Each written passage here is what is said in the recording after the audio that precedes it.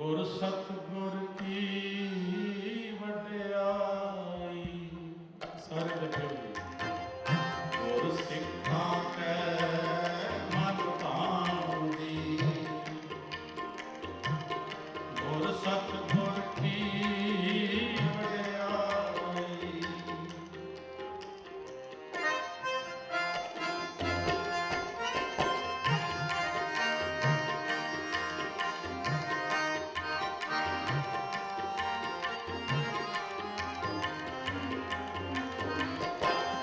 ਗੁਰ ਸਿੱਖਾਂ ਕੈ ਮਨ ਭਾਉਂਦੀ, ਗੁਰ ਸਤਿਗੁਰ ਕੀ ਵਡਿਆਈ। ਗੁਰ ਸਿੱਖਾਂ ਕੈ ਮਨ ਭਾਉਂਦੀ, ਗੁਰ ਸਤਿਗੁਰ ਕੀ ਵਡਿਆਈ। ਸਤਿਗੁਰ ਕੀ ਵਡਿਆਈ, ਗੁਰ ਸਤਿਗੁਰ ਕੀ ਵਡਿਆਈ।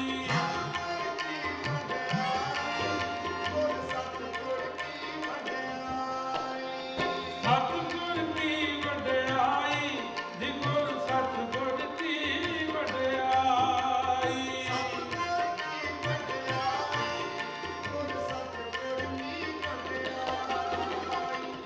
ਗੁਰ ਸਿੱਖਾਂ ਕੈ ਮਨ ਭਾਉਂਦੀ, ਗੁਰ ਸਤਿਗੁਰ ਕੀ ਵਡਿਆਈ। ਗੁਰ ਸਿੱਖਾਂ ਕੈ ਮਨ ਭਾਉਂਦੀ,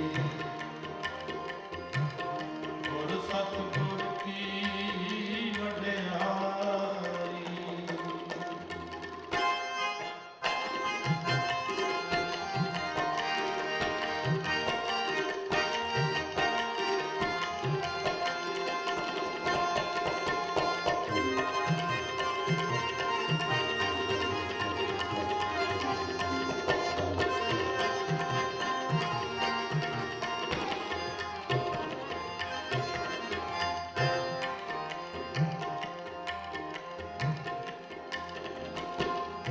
ਹਰ ਰੱਖੋ ਪੈਜ ਸਤਿਗੁਰੂ ਕੀ, ਹਰ ਰੱਖੋ ਪੈਜ ਸਤਿਗੁਰੂ ਕੀ। ਨਿਤ ਚੜ੍ਹੈ ਸਵਾਈ,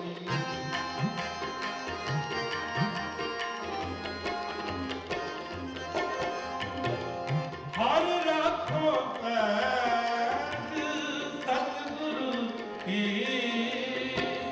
ਹਰ ਰੱਖੋ ਪੈਜ ਸਤਿਗੁਰੂ ਕੀ। ਨਿਤ ਚੜ੍ਹੈ ਸਵਾਈ, ਦੀ ਨਿਤ ਚੜ੍ਹੈ ਸਵਾਈ। ਗੁਰ ਸਿੱਖਾਂ ਕੈ ਮਨ ਭਾਉਂਦੀ, ਗੁਰ ਸਤਿਗੁਰ ਕੀ ਵਡਿਆਈ।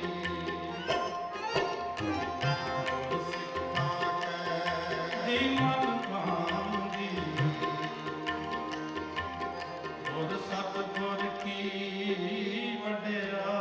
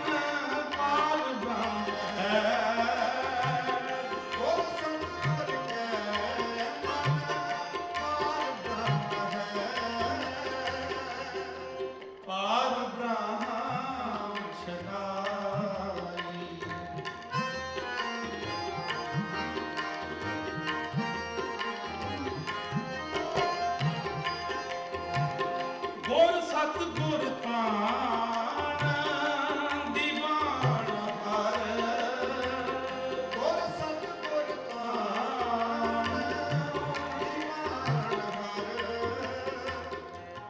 ਤਿਨ ਸਭ ਆਣ ਨਿਵਾਈ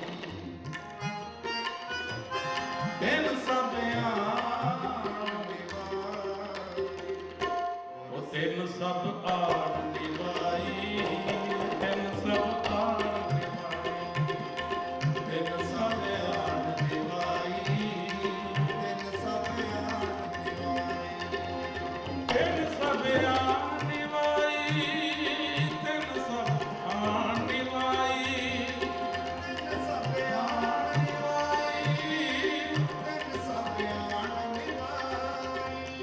ਤਿਨ ਸਭ ਆਣ ਨਿਵਾਈ ਤਿਨ ਸਭ ਆਣ ਨਿਵਾਈ ਤਿਨ ਸਭ ਆਣ ਨਿਵਾਈ ਤਿਨ ਸਭ ਆਣ ਨਿਵਾਈ ਸਤਿਗੁਰ ਕੀ ਵਡਿਆਈ ਜੀ ਗੁਰ ਸਤਿਗੁਰ ਕੀ ਵਡਿਆਈ ਸਤਿਗੁਰ ਕੀ ਵਡਿਆਈ ਗੁਰ ਸਤਿਗੁਰ ਕੀ ਵਡਿਆਈ ਗੁਰ ਸਿੱਖਾਂ ਕੈ ਮਨ ਭਾਉਂਦੀ ਸਾਰੇ ਜਪਿਓ ਗੁਰ ਸਤਿਗੁਰ ਕੀ ਵਡਿਆਈ ਗੁਰ ਸਿੱਖਾਂ ਕੈ ਮਨ ਭਾਉਂਦੀ ਗੁਰ ਸਤਿਗੁਰ ਕੀ ਵਡਿਆਈ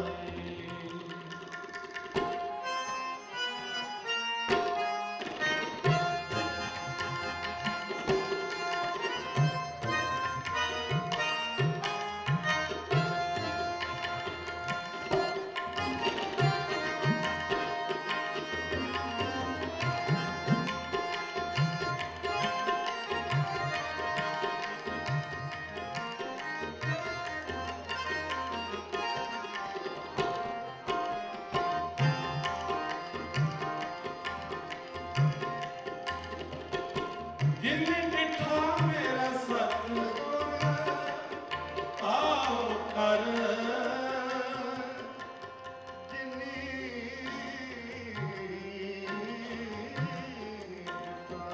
ਮੇਰਾ ਸਤਿਗੁਰ ਪਾਰ ਦਿਲ ਸਭਿਆ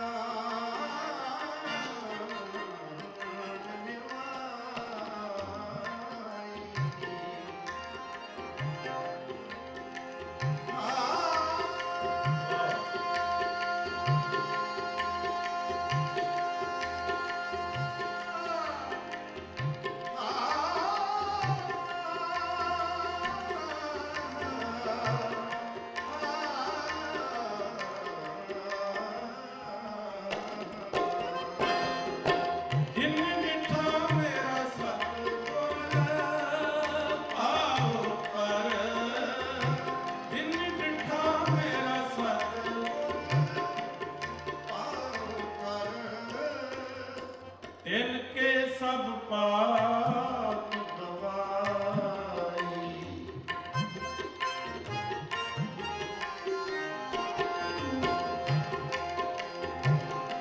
ਜਨ ਨਾਨਕ ਮੰਗੈ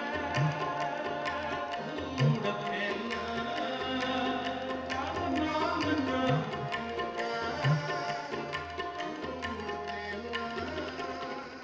ਜੋ ਗੁਰ ਕੇ ਸਿੱਖ ਮੇਰੇ ਭਾਈ ਜੋ ਗੁਰ ਕੇ ਹਰ ਦਰ ਕਹਤੇ ਮੁਖ ਉਜਲੇ ਹਰ ਦਰ ਕਾਤੇ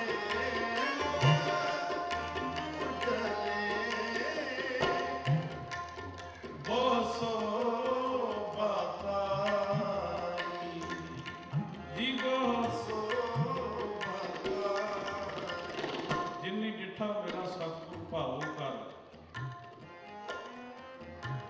ਜਿਹੜਾ ਭਾਉ ਸ਼ਬਦ ਆ ਨਾ ਤੁਹਾਨੂੰ ਦੱਸਿਆ ਮਹਾਰਾਜ ਤੇ ਬੜੀ ਵਾਰ ਆਇਆ ਹੈ ਤੇ ਮਹਾਰਾਜ ਕਹਿੰਦੇ ਅਧਿਆਤਮਿਕ ਮਾਰਗ ਦੇ ਵਿੱਚ ਜਿਹੜਾ ਭਾਉ ਹੈ ਇਸ ਸਭ ਤੋਂ ਵੱਧ ਅਹਿਮੀਅਤ ਰੱਖਦਾ ਹੈ। ਜਿਹਨੇ ਜਿੱਠਾ ਮੇਰਾ ਸਤਿਗੁਰ ਭਾਉ ਕਰ, ਜਿੰਨੀ ਤੂੰ ਸੇਵਿਆ ਭਾਉ ਕਰ, ਸੇ ਤੁਧ ਪਾਰ ਉਤਾਰਿਆ। ਧੰਨ ਧੰਨ ਰਾਮਦਾਸ ਗੁਰ ਜਿਨ ਸਿਰਿਆ ਤੇਰੇ ਸਵਾਰਿਆ। ਕੋਈ ਗਾਵੇ ਤੋ ਸੁਣੈ ਹਰ ਨਾਮਾ ਚਿਤ ਲਾਈ, ਚਿਤ ਲਾਈ ਭਾਉ ਕਰ। ਠਾਕੁਰ ਗਾਈ ਹੈ ਆਤਮ ਰੰਗ। ਆਤਮ ਰੰਗ ਕੌਣ ਦਾ ਭਾਵ? ਜਿਨ੍ਹਾਂ ਨੇ ਭਾਉ ਕਰਕੇ ਪ੍ਰੇਮ ਦੇ ਨਾਲ ਮਹਾਰਾਜ ਨੂੰ ਸਮਰਪਣ ਹੋਏ ਆ। ਤਿਨ ਕੇ ਸਭ ਪਾਪ ਗਵਾਏ। ਪਾਪ ਗਵਾਉਣ ਤੋਂ ਭਾਵ ਹੁੰਦਾ ਵੀ ਜਿਹੜੀ ਮਲੀਨ ਮੱਤ ਹੁੰਦੀ ਆ ਨਾ ਪਹਿਲਾਂ ਵਾਲੀ, ਮਹਾਰਾਜ ਜੀ ਧੋ ਦਿੰਦੇ ਆ ਤੇ ਨਵੇਂ ਸਿਰਿਓਂ ਸਾਡਾ ਬ੍ਰੇਨ ਜਿਹੜਾ, ਸਾਡੀ ਸੁਰਤ ਜਿਹੜੀ, ਉਹਦੇ ਵਿੱਚ ਗੁਰਮਤ ਪਾ ਦਿੰਦੇ। ਇਹਦਾ ਮਤਲਬ ਇਹ ਹੈ ਤੇ ਮਹਾਰਾਜ ਜੀ ਇਸ ਖੋਪੜੀ ਦੇ ਵਿੱਚ ਆਪਣੀ ਗੁਰਮਤ ਪਾ ਦਿੰਦੇ ਆ ਤੇ ਫਿਰ ਬੰਦਾ ਮੰਦੇ ਰਾਹ ਤੇ ਚੱਲਦਾ ਹੀ ਨਹੀਂ। ਤਿੰਨ ਕੇ ਸਭ ਪਾਪ ਗਵਾਈ। ਉਹਨਾਂ ਨੂੰ ਮੰਦੇ ਕਰਮਾਂ ਦੇ ਵਿੱਚੋਂ ਬਾਂਹ ਫੜ ਕੇ ਕੱਢ ਲੈਂਦਾ ਏ ਜਿਹੜੇ ਗੁਰੂ ਦੇ ਚਰਨਾਂ ਵਿੱਚ ਭਾਉ ਕਰਕੇ ਆਉਂਦੇ ਆ। ਤਿੰਨ ਕੇ ਸਭ ਪਾਪ ਗਵਾਈ। ਤੇ ਮਹਾਰਾਜ ਕਹਿੰਦੇ ਜਿਹੜੇ ਪ੍ਰਵਾਨ ਹੋ ਗਏ, ਜਿਨ੍ਹਾਂ ਦੇ ਪਾਪ ਵਾਸਤੇ ਉਹ ਹਰ ਦਰਗਹਿ ਤੇ ਮੁਖੀ ਉਜਲੇ। ਉਹ ਮੁੱਖ ਜਿਹੜੇ ਭਾਉ ਵਾਲੇ ਆ, ਪ੍ਰੇਮ ਵਾਲੇ ਆ, ਦਰਗਾਹ ਦੇ ਵਿੱਚੋਂ ਪ੍ਰਵਾਨ ਹੋ ਗਏ, ਉਜਲੇ ਨੇ, ਬਹੁਤ ਸ਼ੋਭਾ ਪਾਈ। ਤੇ ਮਹਾਰਾਜ ਨੇ ਇੱਥੋਂ ਤੱਕ ਕਹਿੰਦਾ ਮੈਂ ਤੇ ਉਹਨਾਂ ਦੀ ਚਰਨ ਤੋਂ ਲੱਭਦਾ ਫਿਰਦਾ ਜਿਹੜਾ ਭਾਉ ਕਰਕੇ ਆਉਂਦਾ ਹੋਵੇ। ਤੇ ਅਸੀਂ ਆਪਣੇ ਅੰਦਰ ਧਿਆਨ ਮਾਰਨਾ ਕਿੰਨਾ ਕੁ ਭਾਉ ਕਰਕੇ ਇੱਥੇ ਆਉਂਦਾ। ਅਸੀਂ ਇੱਥੇ ਦੁਨੀਆ ਦੇ ਰੁਤਬੇ ਸਿਰ ਤੇ ਨਹੀਂ ਲੈ ਕੇ ਆਉਂਦੇ ਵੀ ਮੈਂ ਪ੍ਰਧਾਨ ਆ, ਮੈਂ ਟਰਾਂਸਪੋਰਟੀਆਂ, ਮੈਂ ਕੌਂਸਲਰ ਹੈਗਾ, ਮੈਂ ਪ੍ਰੈਜ਼ੀਡੈਂਟ ਆ, ਮੈਂ ਬੜਾ ਤਗੜਾ ਰਾਗੀ ਆ, ਮੈਂ ਬੜਾ ਤਗੜਾ ਕਥਾਵਾਚਕ। ਮਤਲਬ ਕਹਿੰਦੇ ਵੀ ਆਹ ਜਿਹੜੇ ਮੁਕਟ ਆ ਨਾ ਹੰਕਾਰ ਵਾਲੇ, ਤੇ ਜਿਨ੍ਹਾਂ ਨੇ ਵੀ ਤਿਆਗੇ ਆ, ਜਿਹੜੇ ਜੋੜੇ ਘਰ 'ਚ ਸੁੱਟ ਕੇ ਆਏ ਆ, ਪਾਪ ਉਹਨਾਂ ਦੇ ਗਵਾਚਣੇ। ਜਿਹੜਾ ਬੰਦਾ ਹੰਕਾਰ ਅੰਦਰ ਲੈ ਗਿਆ, ਜਿਹੜਾ ਇੱਥੇ ਆ ਕੇ ਕਹੇ ਮੈਂ ਇੱਥੋਂ ਦਾ ਮਾਲਕ ਹੈਗਾ ਬਈ। ਸਾਡੇ ਗੁਰੂ ਘਰਾਂ ਦੇ ਵਿੱਚ ਨਾ ਨਿੱਕੀਆਂ ਨਿੱਕੀਆਂ ਗੱਲਾਂ ਤੋਂ ਲੜਾਈਆਂ ਹੁੰਦੀਆਂ। ਲੜਾਈਆਂ ਕਿਉਂ ਹੁੰਦੀਆਂ ਨੇ? ਵੀ ਗੁਰੂ ਦਾ ਭਾਉ ਹੈ ਨਹੀਂ। ਜੇ ਭਾਉ ਹੋਵੇ ਤੇ ਲੜਾਈਆਂ ਨਾ ਹੋਣ। ਇਹ ਸਾਰੀ ਲੜਾਈ ਜਿਹੜੀ ਹੰਕਾਰ ਦੀ ਹੈ। ਤੇ ਜਦੋਂ ਭਾਉ ਦੀ ਖੇਡ ਦਾ ਪਤਾ ਲੱਗ ਜਾਂਦਾ ਹੈ, ਜਦੋਂ ਗੁਰੂ ਦਾ ਪ੍ਰੇਮ ਬਣ ਜਾਂਦਾ ਹੈ, ਤੇ ਉਦੋਂ ਇੱਥੇ ਹੰਕਾਰ ਵਾਲੀ ਗੱਲ ਨਹੀਂ ਰਹਿੰਦੀ। ਤੇ ਲੜਾਈ ਕਾਹਦੀ ਹੋਣੀ? ਲੜਾਈ ਤਾਂ ਸਾਰੀ ਹੰਕਾਰ ਦੀ। ਮਹਾਰਾਜ ਕਹਿੰਦੇ ਉਹ ਪ੍ਰਵਾਨ ਹੋ ਗਏ ਤੇ ਮੈਂ ਉਹਨਾਂ ਦੀ ਚਰਨ ਤੋਂ ਲੱਭਦਾ ਜਿਹੜੇ ਭਾਉ ਕਰਕੇ ਤੇਰੇ ਚਰਨਾਂ ਤੱਕ ਪਹੁੰਚ ਗਿਆ ਵੀ। ਜਨ ਨਾਨਕ ਮੰਗੈ ਧੂੜ ਤੈਨਾ, ਜਨ ਨਾਨਕ ਮੰਗੈ ਧੂੜ ਤੈਨਾ, ਜੋ ਗੁਰ ਕੇ ਸਿੱਖ ਮੇਰੇ ਭਾਈ, ਗੁਰ ਕੇ ਸਿੱਖ ਮੇਰੇ ਭਾਈ, ਗੁਰ ਸਿੱਖਾਂ ਕੇ ਮਨ ਭਾਉਂਦੀ, ਗੁਰ ਸਤਿਗੁਰ ਕੀ ਵਡਿਆਈ, ਗੁਰ ਸਿੱਖਾਂ ਕੇ ਮਨ ਭਾਉਂਦੀ, ਗੁਰ ਸਤਿਗੁਰ ਕੀ ਵਡਿਆਈ। ਸਤਿਗੁਰ ਕੀ ਵਡਿਆਈ, ਗੁਰ ਸਤਿਗੁਰ ਕੀ ਵਡਿਆਈ। ਕੀ ਵਡਿਆਈ, ਗੁਰ ਸਤਿਗੁਰ ਕੀ ਵਡਿਆਈ, ਸਤਿਗੁਰ ਕੀ ਵਡਿਆਈ, ਗੁਰ ਸਤਿਗੁਰ ਕੀ ਵਡਿਆਈ। ਸਤਿਗੁਰ ਕੀ ਵਡਿਆਈ, ਗੁਰ ਸਤਿਗੁਰ ਕੀ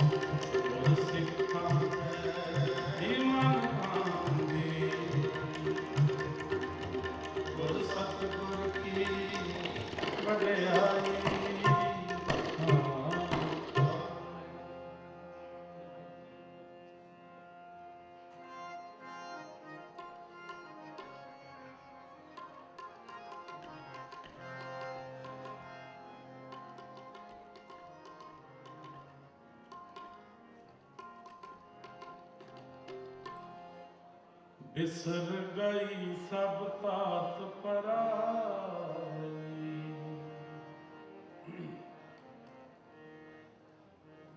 जब ते साध संगत मोहे पाई।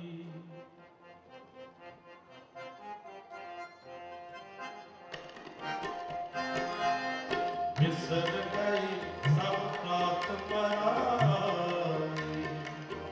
जब ते साध संगत मोहे पाई। जब ते साध संगत मोहे पाई। जब ते साध संगत मोहे पाई। जब ते साध संगत मोहि पाई, साध संगत मोहि पाई। बिसर गई सब तात पराई। जब ते साध संगत मोहे पाई।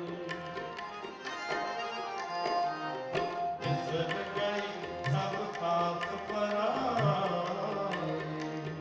जब ते साध संगत मोहे पाई।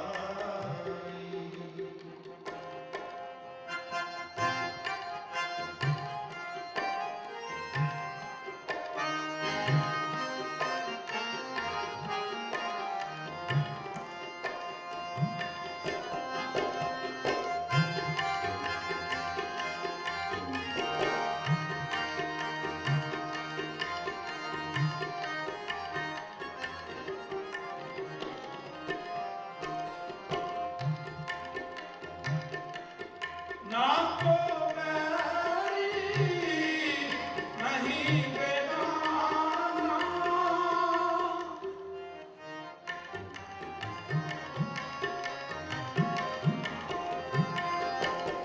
ना को बैरी नहीं बेगाना। सगल संग हमको बनिया।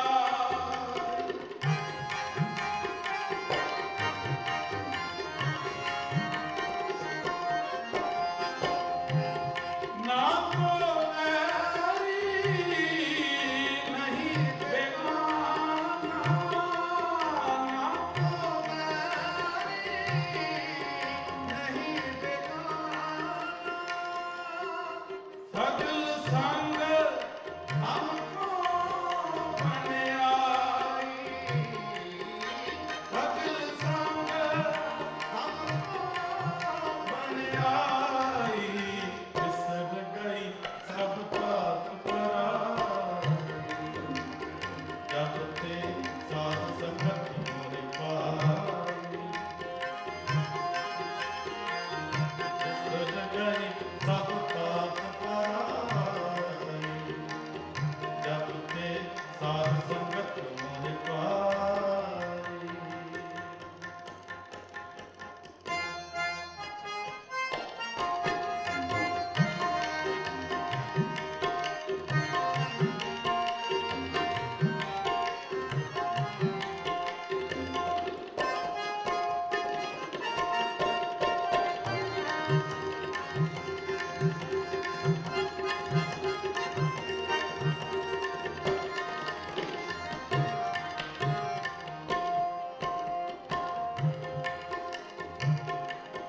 जो प्रभु कीनो सो पल मानियो।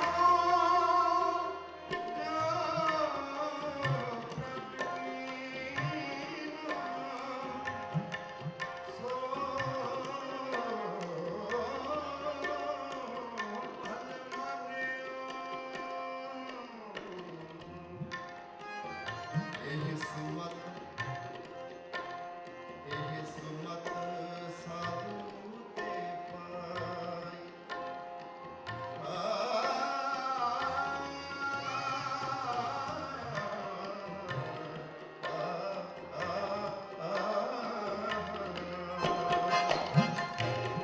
जो प्रभु कीनो सो पल मानियो। एह सुमत साधु ते पाई।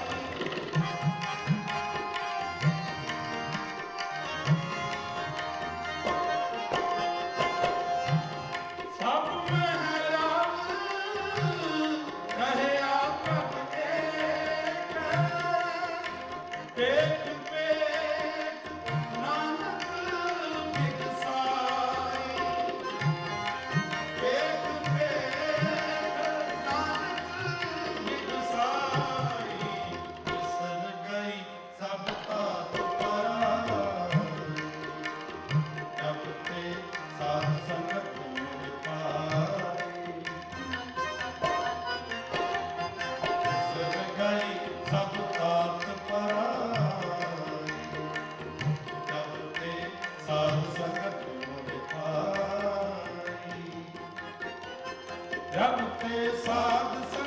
ਮੋਹਿ ਪਾਈ ਜਬ ਤੇ ਸਾਧ ਸੰਗਤ ਮੋਹਿ ਪਾਈ ਜਬ ਤੇ ਸਾਧ ਸੰਗਤ ਮੋਹਿ ਪਾਈ ਜਬ ਤੇ ਸਾਧ ਸੰਗਤ ਮੋਹਿ ਪਾਈ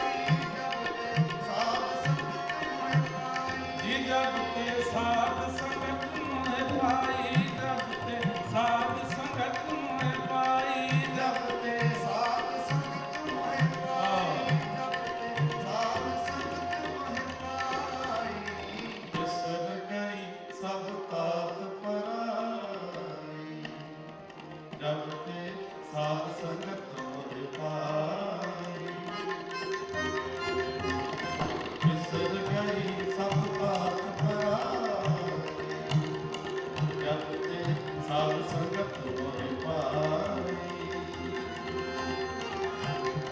ਵਿਸਰ ਗਈ ਸਭ ਤਾਤ ਪਰਾਈ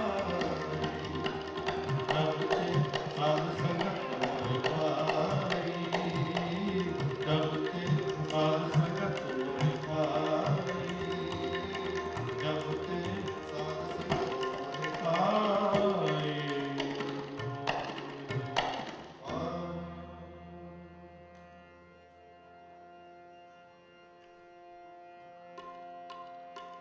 ਬਿਸਰ ਗਈ ਸਭ ਤਾਤ ਪਰਾਈ ਜਬ ਤੇ ਸਾਧ ਸੰਗਤ ਮੋਹਿ ਪਾਈ। ਜਦੋਂ ਕਲਗੀਧਰ ਪਾਤਸ਼ਾਹ ਜੀ ਨੇ, ਮੈਂ 5 ਮਿੰਟ ਦੇ ਵਿੱਚ ਵਿਚਾਰ ਕਰਨੀ ਤੇ ਅੱਜ, ਕਿਉਂਕਿ ਮੇਰੇ ਦਿਲ ਦਾ ਵਰਵਲਾ ਤੁਹਾਡੇ ਨਾਲ ਸਾਂਝਾ ਕਰਨਾ ਹੈ। 5 ਮਿੰਟ ਦੇ ਵਿੱਚ ਸਮਾਪਤੀ ਕਰ ਦਾਂਗਾ। ਜਦੋਂ ਕਲਗੀਧਰ ਪਾਤਸ਼ਾਹ ਜੀ ਨੇ 5 ਪਿਆਰਿਆਂ ਨੂੰ ਖੰਡੇ ਬਾਟੇ ਦੀ ਪਾਹਲ ਬਖਸ਼ੀ ਸੀ, ਖਾਲਸਾ ਪੰਥ ਦੀ ਸਿਰਜਣਾ ਕੀਤੀ। ਸਾਨੂੰ ਸਾਰਿਆਂ ਨੂੰ ਪਤਾ ਵੀ 5 ਅਲੱਗ-ਅਲੱਗ ਜ਼ਾਤਾਂ ਦੇ ਵਿੱਚੋਂ 5 ਪਿਆਰਿਆਂ ਦੀ ਚੋਣ ਕੀਤੀ।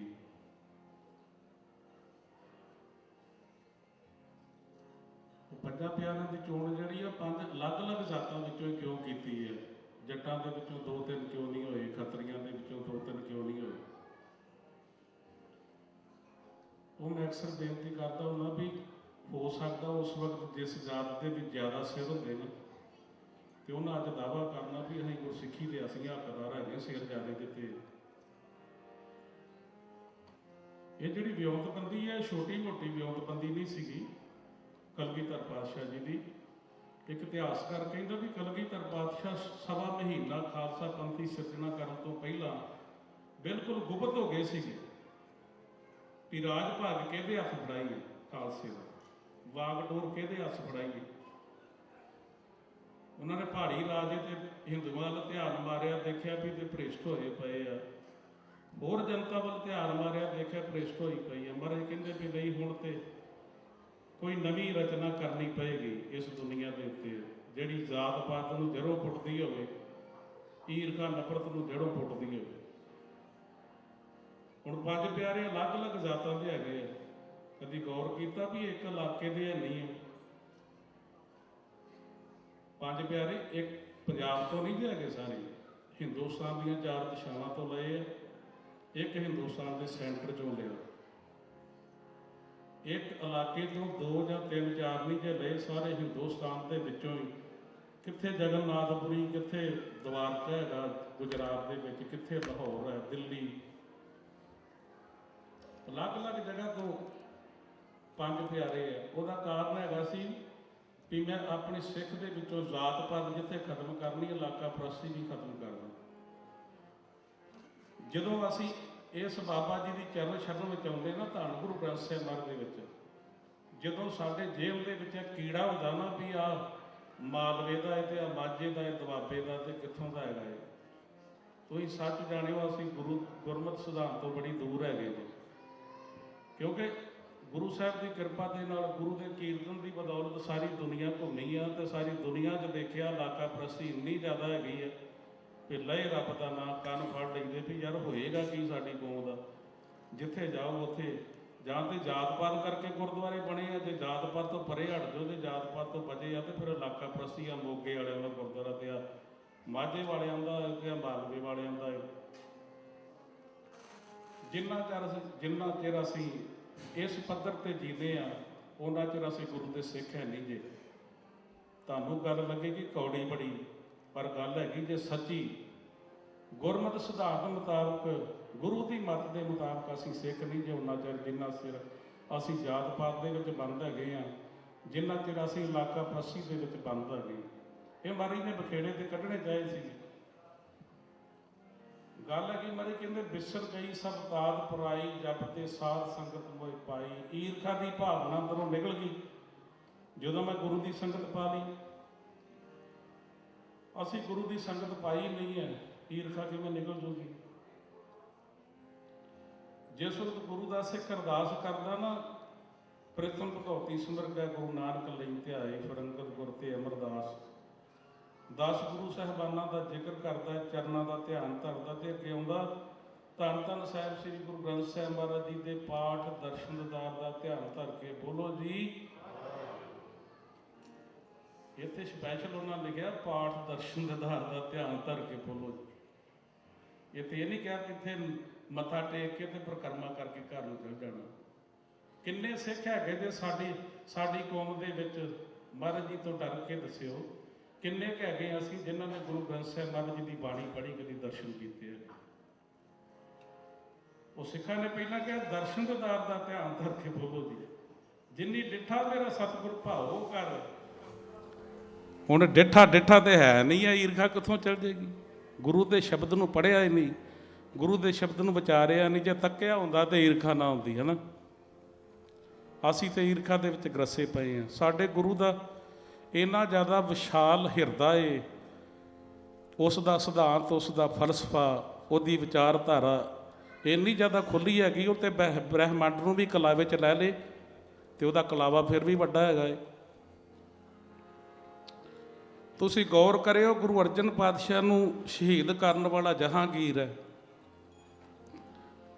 ਤੇ ਜਹਾਂਗੀਰ ਜਦੋਂ ਕਲਗੀਧਰ ਪਾਤਸ਼ਾਹ, ਗੁਰੂ ਹਰਗੋਬਿੰਦ ਪਾਤਸ਼ਾਹ ਜੀ ਦੀ ਚਰਨ ਸ਼ਰਨ ਵਿੱਚ ਆ ਕੇ ਆਪਣਾ ਗੁਨਾਹ ਮਹਿਸੂਸ ਕਰਦਾ ਏ, ਉਹ ਇਹ ਗੱਲ ਦਾ ਅਹਿਸਾਸ ਕਰਦਾ ਵੀ ਸਾਡੇ ਕੋਲ ਜਾਣੇ ਅਣਜਾਣੇ 'ਚ ਗਲਤੀ ਹੋ ਗਈ, ਮੇਰੇ ਕੋਲੋਂ ਚੰਦੂ ਨੇ ਗਲਤੀ ਕਰਾਈ। ਚੰਦੂ ਜਿਹੜਾ ਸੀ ਉਹਨੇ ਚੁੱਕ ਕੇ, ਤੇ ਹੋਰ ਇੱਕ ਦੋ ਕਾਰਨ ਬਣ ਗਏ ਵੀ ਮੈਨੂੰ ਤੇ ਪਤਾ ਵੀ ਨਹੀਂ ਸੀਗਾ ਇਹ ਗੱਲ ਦਾ, ਤੇ ਇਹ ਗੁਨਾਹ ਹੋ ਗਿਆ, ਅਣਜਾਣੇ 'ਚ ਹੋ ਗਿਆ। ਤੇ ਗੁਰੂ ਹਰਗੋਬਿੰਦ ਪਾਤਸ਼ਾਹ ਜੀ ਨੇ ਜਹਾਂਗੀਰ ਨੂੰ ਬਖਸ਼ ਦਿੱਤਾ ਸੀ।